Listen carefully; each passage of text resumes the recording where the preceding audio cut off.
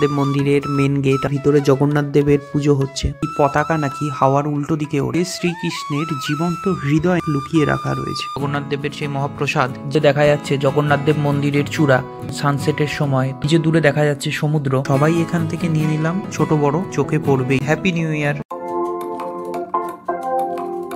Hello বন্ধুরা, welcome back to my YouTube channel SS blogs. আমি সুদীপ্ত সরকার আবার চলে এসেছি একটা নতুন ভিডিও নিয়ে তোমাদের কাছে। তোমাদের সকলকে অসংখ্য ধন্যবাদ জানাই আমাকে এইভাবে সাপোর্ট করার জন্য। আর তোমরা যারা নতুন রয়েছে ওই চ্যানেলে তারা অবশ্যই আমার চ্যানেলটিকে সাবস্ক্রাইব করে নিও এই রকম ভিডিও আরো দেখার জন্য। আর যারা পুরীর বাকি ভিডিওগুলো এখনো দেখোনি তারা অবশ্যই এই ভিডিওটা দেখার পর ওই ভিডিওগুলোকেও চেক করতে পারো। পুরীতে আজ আমাদের তৃতীয় দিন, অর্থাৎ লাস্ট দিন। তো আজ আমরা যাচ্ছি শ্রী শ্রী জগন্নাথ দেবের কাছে। তাই সকাল সকাল সব বন্ধুরা রেডি হয়ে রওনা দিচ্ছি জগন্নাথ দেব মন্দিরের উদ্দেশ্যে। আমরা দুটো অটো করে নিয়েছি, আরেকটা অটো আমাদের ঠিক পিছনেই রয়েছে। তো এখন আমরা চলে এলাম মন্দিরের কাছে। এখানে অটো থেকে নেমে আমাদের ওই সামনের দিকে এগিয়ে যেতে হবে, কারণ মেন গেট হচ্ছে ওই সামনের দিকে। আর এই মন্দিরেই আমি প্রথম দিন বিকেলবেলা এসেছিলাম, তোমাদের দেখিয়েছিলাম সেই ভিডিওতে কি করে পুরীর মন্দিরের ধ্বজা পরিবর্তন করা হয়। তো সেই ভিডিওটা আমার পুরীর পার্ট 1-এ আছে, তো সেখানে গিয়ে তোমরা সবাই দেখে নিও। তো চলো এবার মেন গেটের দিকে এগিয়ে যাওয়া যাক। আরেকটা জিনিস যেটা অনেকেই জানতে চেয়েছে, আমরা পুরীতে এসে কোন হোটেলে ছিলাম, তার ভাড়া কত, কোন জায়গায় অবস্থিত, তো আমি এই ভিডিওতে সেই ইনফরমেশনও তোমাদের দিয়ে দেবো। তো তোমরা ভিডিওটা কন্টিনিউ করো আমার সাথে এবং চলো মন্দিরের দিকে যাওয়া যাক। তো আমরা সকাল সকাল স্নান টান করে চলে এসেছি পুরীর মন্দিরে পুজো দিতে। দেখা যাক পান্ডা বলা আছে তখন পুজো দিতে পারি। আর বা দিকেই আছে পুরীর মন্দির। আমরা এখন যাচ্ছি মেন গেটের দিকে। এই যে এইদিকে, ঠিক এইদিকেই মন্দিরটা। তাহলে দেখা যাক। ভিতরে মনে হয় ফোন অ্যালাউ নেই, তো আমি ভিতরে কিছু ক্লিপ দিতে পারবো না। বাইরে থেকে যেটুকু হয় সেটুকু আমি দেখানোর চেষ্টা করবো। তো এটাই হচ্ছে জগন্নাথ দেব মন্দিরের মেন গেট, আমাদের এখান দিয়েই প্রবেশ করতে হবে। কথিত আছে শ্রীকৃষ্ণের জীবন্ত হৃদয় নাকি এই মন্দিরেই আজও লুকিয়ে রাখা রয়েছে।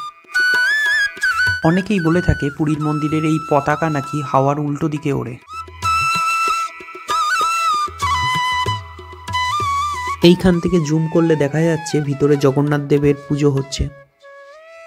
তো এই মূর্তিটা কিন্তু মন্দিরের ভিতরে যেই মেন মূর্তিটা রয়েছে সেইটা নয়।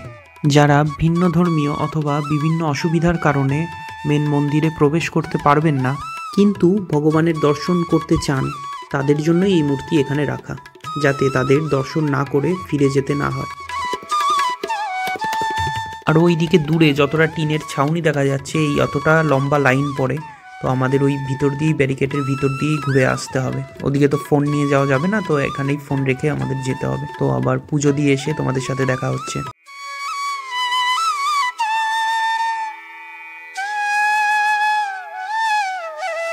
আমরা কোনো রকমে এখন মন্দিরে পুজো দিয়ে বেরোলাম। প্রচণ্ড ভিড় ছিল। আমরা সকালে 7:30 সকালে গেট বন্ধ হয়ে যায়, এই কারণে তাড়াতাড়ি চলে এসেছি। আবার গেট প্রায় 10টার সময় খোলে। আর প্রচণ্ড রোদ, আর এখন ভিড়ও হয়ে গেছে। যত বেলা বাড়ছে তত ভিড়। তো এখান থেকে বেরিয়ে আমরা এখন চলে যাব হোটেলের দিকে। সেখান থেকে আমরা যাব বিচে, সমুদ্রে স্নান করতে। আজ যেহেতু শেষ দিন, তো শেষবারের মতন আরেকবার স্নান করতে নামবো সমুদ্রে। তো চলো তোমরাও আমাদের সাথে। তো বন্ধুদের সাথে চলে এলাম সমুদ্রের ধারে স্নান করতে। আজ বেশিক্ষণ স্নান করব না, কারণ কাল ভোরবেলা উঠেই আমাদের বাড়ির উদ্দেশ্যে রওনা দিতে হবে। তো চলো এবার সব বন্ধুরা মিলে নেমে পড়ি সমুদ্রে স্নান করতে। বন্ধুদের সঙ্গে এই সুন্দর মুহূর্ত আর তো ফিরে পাবো না। এই যে এইখানে লক্ষ্য করে দেখো, যেই সানগ্লাসটা আমার চোখে রয়েছে, একটা ঢেউয়ে কোথায় যে চলে গেল আর খুঁজেই পেলাম না। যাক, কি আর করা যাবে, যে যাওয়ার তো সে যাবেই, তাকে তো আর ধরে রাখা যাবে না। এই জলের ভিডিও শটগুলো কিন্তু আমি আমার ফোন থেকেই করেছি। একবার যদি ফোনটা হাত ফসকে পড়ে যেত তাহলে আর ফোনটা খুঁজে পেতাম না। তো এত রিস্ক নিয়ে ভিডিও করার জন্য একটা লাইক তো করতেই পারো। তো চলো এবার, অনেক হলো স্নান করা। আমাদের জন্য হোটেলের রুমে জগন্নাথ দেবের মহাপ্রসাদ অপেক্ষা করছে। সো হে গাইজ, আমরা এখানে স্নান টান করে হোটেলে এসে আবার পুরীর জগন্নাথ দেবের মহাভোগ অর্ডার করেছিলাম। সেটা খাওয়ার পর এখন আমরা এসেছি হোটেলের ছাদে। আর এটাই হচ্ছে জগন্নাথ দেবের সেই মহাপ্রসাদ, যেটা এই হাঁড়িতে করে পান্ডাই আমাদের হোটেলের রুমে পাঠিয়ে দিয়েছে।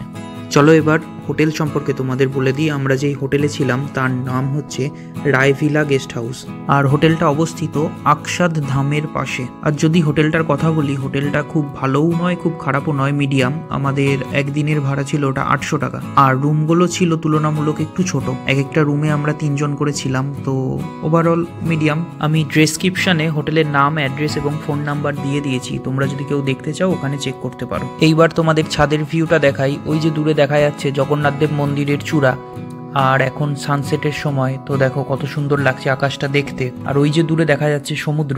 এই দিকটা পুরোটা লম্বা করে বিচটা অবস্থিত।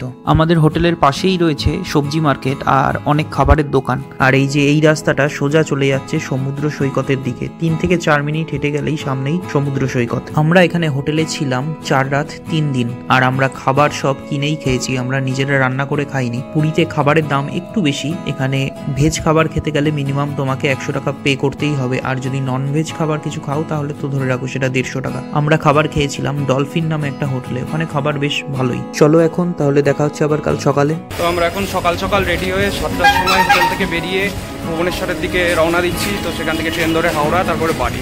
তো হোটেল থেকে বেরিয়ে সবাই মিলে আমরা চলে এলাম কাকাতুয়া খাজার দোকানে। কাকাতুয়া হলো পুরীর অন্যতম পুরনো এবং জনপ্রিয় একটি খাজার দোকান। যারা পুরীতে বেড়াতে আসে কম বেশি এই দোকানকে তারা সবাই চেনে। তো সবাই এখান থেকে নিয়ে নিলাম নিজেদের বাড়ির জন্য। এখানে খাজার দাম 200 টাকা কেজি। তোমাদেরকেও যদি এই খাজা আমি খাওয়াতে পারতাম তাহলে আমার অনেক ভালো লাগতো। তো যাই হোক, চলো খাজা নিয়ে উঠে পড়লাম গাড়িতে। গাড়ি এবার আমাদের ভুবনেশ্বরের পথে রওনা দিল। তো আমাদের গাড়ি ছেড়ে দিয়েছে, আমরা গাড়িতে উঠে গেছি সবাই মিলে, 2টো গাড়িতে। এখানে কয়েকজন আছে আর ওইদিকে আছে। তো লাস্টবারের মতন আমরা সমুদ্র বিচটাকে দেখে নিই। আমরা 3 দিন এই সমুদ্রের ধারেই ছিলাম, তো সমুদ্রকে ছেড়ে বাড়ি যেতে একটু তো মন খারাপ করবেই, কিন্তু কিছু করার নেই, বাড়ি তো যেতেই হবে। আমাদের পুরী ট্যুরে এক একজনের 5 থেকে 6 হাজার টাকা খরচ হয়েছে, টোটাল আসা যাওয়া খাওয়া এবং থাকা, হোটেল ভাড়া সবকিছু নিয়ে। এবার এটা কারো কমও হতে পারে বেশিও হতে পারে, নির্ভর করছে সে কোন হোটেলে থাকবে কি খাবে তার উপরে।